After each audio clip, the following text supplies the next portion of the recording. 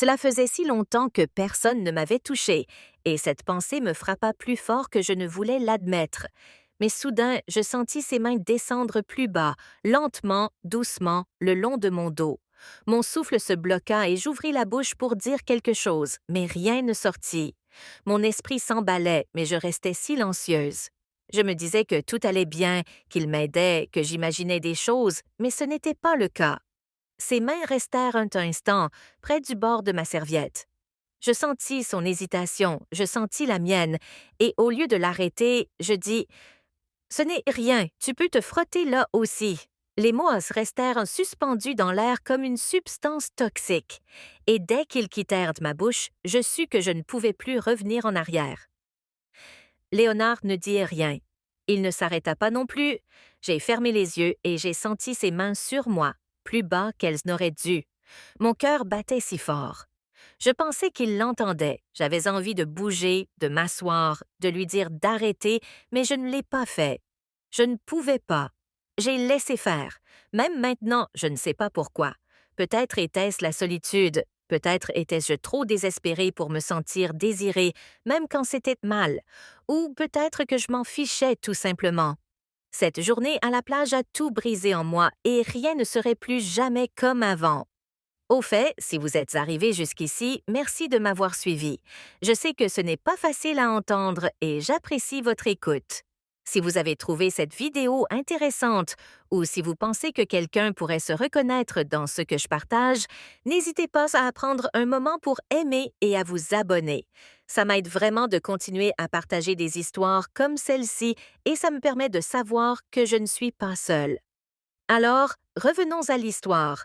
Après cette journée à la plage, quelque chose a changé. Je ne pouvais pas l'ignorer. Ce que j'ai ressenti, ce que j'ai vu et la façon dont Léonard m'a regardé ensuite, ce n'était pas un regard fugace ou un instant passager. C'était constant. Chaque fois que je croisais son regard, il y avait quelque chose de différent chez lui, quelque chose que je n'arrivais pas à identifier mais que je ne pouvais ignorer. J'ai essayé de l'ignorer. De retour à la maison ce soir-là, j'ai tout fait pour me comporter normalement. J'ai préparé le dîner. J'ai demandé à Léonard comment allait l'école. J'ai plié le linge tard dans la nuit, les mains tremblantes. Je repensais sans cesse à tout ce qui s'était passé. Ses mains, sa façon de s'attarder, la tension que je ressentais dans mon corps. Je me détestais pour ça, et je le détestais de me faire ressentir ça pour mon propre fils. Phoenix ne remarqua rien. Il rentra tard, comme d'habitude, la cravate dénouée, le visage fatigué. Il m'embrassa sur la joue par habitude, un simple fantôme de ce qu'il était. Longue journée, demandai-je, espérant une conversation. Il grogna et hocha la tête. J'étais déjà à mi-chemin du salon. C'était toujours comme ça. Sa présence me semblait une arrière-pensée et je me sentais de nouveau invisible. Cette nuit-là, je restais allongée dans mon lit, les yeux fixés au plafond, Phoenix ronflant doucement à côté de moi. La maison était silencieuse, mais pas mon esprit. Je n'arrêtais pas de penser à Léonard, à ses mains et à son regard. Je savais que ce n'était pas bien, je savais que je devais arrêter, quoi que ce soit, avant que ça n'aille plus loin. Mais il y avait une autre part de moi, quelque chose de sombre, de solitaire qui voulait s'accrocher, qui avait soif d'attention, de contact, de sensation d'être vu. Les jours passèrent et Léonard ne dit rien, mais son silence était plus éloquent que les mots. Il ne m'évitait pas, pas exactement. Au contraire, c'était comme s'il restait plus près de moi. Je le surprenais à m'observer quand je cuisinais, quand je faisais le ménage, quand je m'asseyais seule sur le canapé le soir et que je laissais faire. Je ne l'arrêtais pas, je ne me retenais pas. Puis vint le week-end suivant. Il faisait à nouveau chaud et la maison était étouffante. Phoenix était parti, travaillant à la dernière minute, nous laissant seuls, Léonard et moi comme avant. Je lui ai demandé s'il voulait retourner à la plage, juste tous les deux. Je ne sais pas pourquoi je l'ai fait. Peut-être pensais-je qu'être dehors m'aiderait à me changer les idées. Peut-être que je voulais me tester pour voir si je pouvais tout repousser. Le voyage était silencieux cette fois, mais Léonard ne portait pas ses écouteurs. Il était assis là, à regarder par la fenêtre, le genou qui rebondissait nerveusement. Je voulais dire quelque chose, n'importe quoi pour briser le silence, mais chaque fois que j'ouvrais de la bouche, les mots restaient coincés dans ma gorge. Arrivée à la plage, elle était presque vide. Je me souviens du bleu de l'eau et de la sensation du vent sur mon visage. J'ai étalé les serviettes comme avant et Léonard m'a aidé à tout préparer. Cette fois, je ne lui ai pas demandé de me mettre de l'huile sur le dos.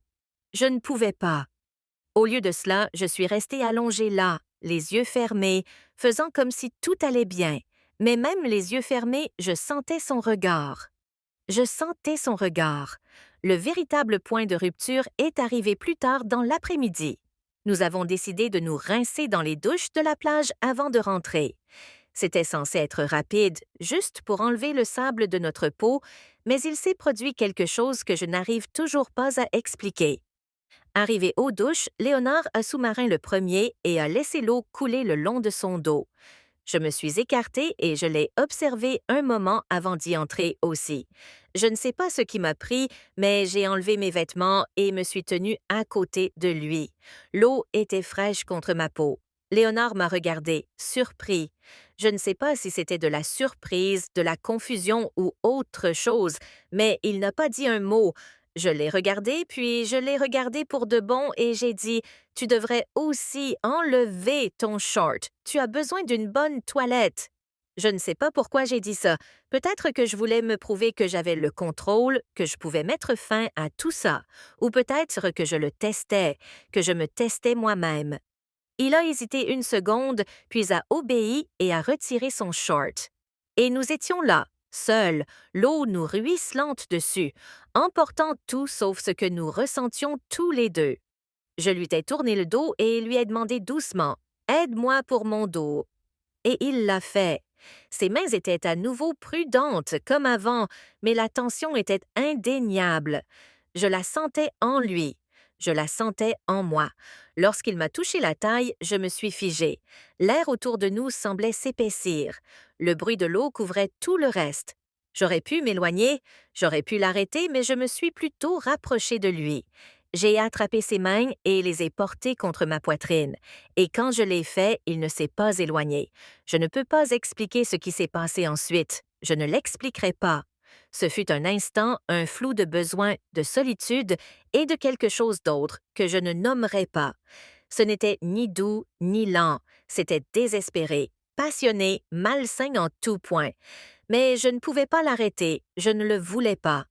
Et quand ce fut fini, nous sommes restés là, l'eau continuant de couler sur nous, effaçant les preuves, mais pas la vérité. Il m'a serré dans ses bras, puis dans ses bras comme personne ne l'avait fait depuis des années, et je l'ai laissé faire. Nous n'avons plus parlé après cela, nous nous sommes séchés, avons fait nos bagages et sommes retournés à la voiture en silence. J'observais Léonard du coin de l'œil, le visage rouge, les mouvements crispés. Je savais que j'avais tout gâché. Je savais que nous avions franchi une ligne à ne plus jamais franchir, et pourtant, pour la première fois depuis des années, je me sentais vivant. Le trajet du retour fut d'abord silencieux. La voiture semblait trop petite, trop lourde, comme si l'air lui-même nous pesait. Je serrais fermement le volant, essayant de me concentrer sur la route, mais mon esprit tournait. Je le sentais encore, Léonard, ses mains, son corps, le poids de tout ce que nous venions de faire. Je n'arrêtais pas de le regarder assis sur le siège passager. Il était assis, raide, regardant par la fenêtre, le visage rouge, la mâchoire serrée, et puis, soudain, il parla. Maman, dit-il d'une voix basse, presque incertaine. Je ne l'ai pas regardé, je ne pouvais pas, mais je l'ai entendu. Quoi? Qui vient de se passer? Mon cœur a fait un bond pendant un instant. J'ai envisagé de faire semblant de ne pas l'avoir entendu, de l'ignorer, de changer de sujet, mais ça ne servait à rien. Pas après ce que nous avions fait. J'ai pris une inspiration tremblante et j'ai répondu « Je ne sais pas, c'était la vérité ou du moins c'était aussi proche que possible. Je ne savais pas ce qui s'était passé ni pourquoi. Je savais juste que tout avait changé. Nous n'avons plus reparlé jusqu'à ce que nous nous garions dans l'allée. J'ai coupé le contact, mais aucun de nous n'a bougé. Léonard m'a enfin regardé, vraiment regardé, et pour la première fois, j'ai vu quelque chose dans ses yeux qui m'a effrayée. Ce n'était ni de la confusion, ni de la culpabilité, ni même de la honte. C'était du désir. « Depuis combien de temps ressens-tu ça? » a-t-il demandé. Ces mots m'ont fait frissonner car je me posais la même question. Je l'ai regardé et c'était comme si un barrage avait cédé en moi. Je ne sais pas, ai-je murmuré. Peut-être plus longtemps que je ne veux l'admettre. Après cela, nous sommes restés silencieux, assis dans le noir. Je pensais que c'était fini, que nous allions rentrer, essayer d'oublier tout ça, faire comme si rien ne s'était passé. Mais Léonard avait d'autres idées en tête. Avant que je puisse ouvrir la porte, il s'est penché et m'a embrassé. C'était doux au début, hésitant, comme s'il avait peur que je m'éloigne, mais je ne l'ai pas fait. Je l'ai laissé m'embrasser et je l'ai embrassé en retour, puis j'ai perdu le contrôle. Je ne sais pas si c'était à cause de la solitude, des années de négligence ou de la façon dont Léonard me regardait, comme personne ne m'avait regardé depuis si longtemps, mais j'ai laissé cela se produire, juste devant notre maison. Léonard m'a attiré contre lui, ses mains glissant sur moi comme si elles étaient à leur place. Je me sentais vivante, je me sentais désirée, je me sentais vue pour la première fois depuis des années. Je ne me souciais plus de rien d'autre. Je ne sais pas combien de temps nous sommes restés ainsi, enchevêtrés, mais finalement, nous sommes entrés.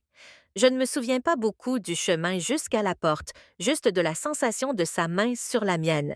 Le silence entre nous, bourdonnant comme de l'électricité. Nous ne parlions pas, nous n'en avions pas besoin. Une fois à l'intérieur, tout s'est accéléré comme si nous nous étions retenus trop longtemps et que le barrage avait finalement cédé. Les jours suivants ont été flous. Léonard est resté près de moi, trouvant toujours des raisons de me frôler ou de me regarder quand personne ne me regardait. Je me suis dit d'arrêter, de m'éloigner, d'en finir avec tout ça. Mais chaque fois que je le regardais, je voyais la même solitude que moi. C'était comme si nous étions le miroir l'un de l'autre, reflétant le même besoin, le même vide, et je ne pouvais pas dire non, je ne le voulais pas. Le soir, je m'allongeais dans mon lit à côté de Phoenix, fixant le plafond, écoutant sa respiration. Je pensais à Léonard dans la pièce d'à côté, à la sensation de ses mains, à la façon dont il me faisait revivre. Et puis je fermais les yeux. La culpabilité s'enroulait comme un serpent dans ma poitrine. Je savais que ça ne pouvait pas durer, je savais que c'était mal, mais je ne pouvais pas l'arrêter. La tension entre nous s'intensifiait de jour en jour jusqu'à exploser. Il était tard un soir. Phoenix était de retour au travail. Issa dormait et Léonard et moi étions dans la cuisine. Je faisais la vaisselle en essayant de ne pas y penser quand je l'ai senti derrière moi. Je me suis retournée et il me regardait comme sur la plage. Léonard, dis-je doucement, essayant de le prévenir, mais il ne s'arrêta pas. Il s'approcha si près que je sentis son souffle dans mon cou. Maman, murmura-t-il, je n'arrête pas de penser à toi. J'étais pétrifiée. Mon cœur battait si fort. J'ai cru qu'il allait exploser. J'aurais voulu lui dire d'arrêter, de retourner dans sa chambre, de me laisser tranquille. Mais je ne l'ai pas fait.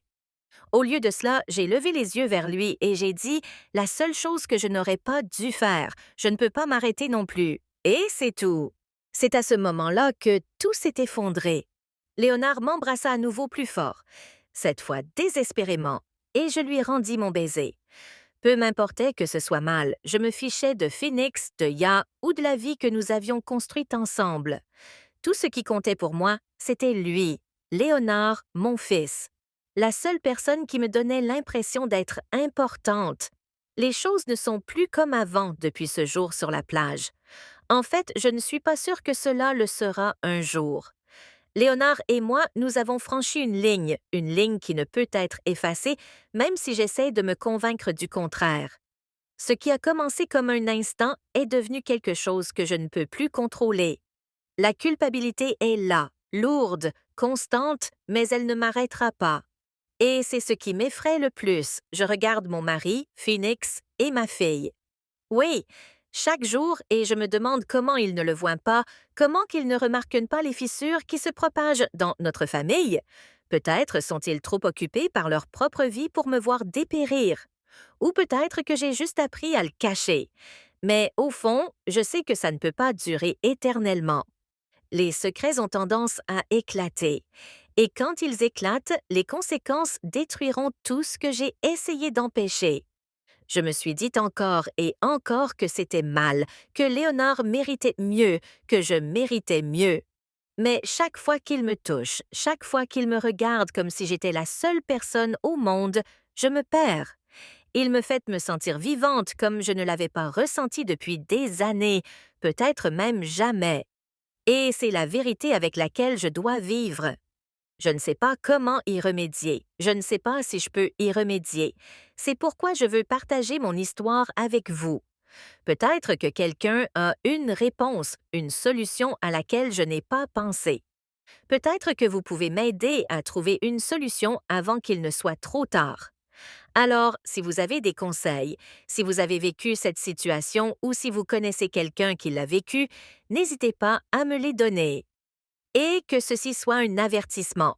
La solitude peut vous mener là où vous n'auriez jamais pensé aller. Ne vous perdez pas comme moi.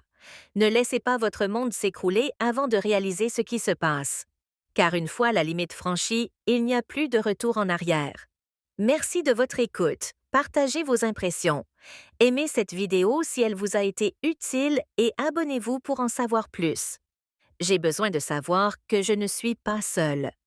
Parfois, les plus grandes trahisons ne sont pas celles que nous commettons envers les autres, mais celles que nous commettons envers nous-mêmes.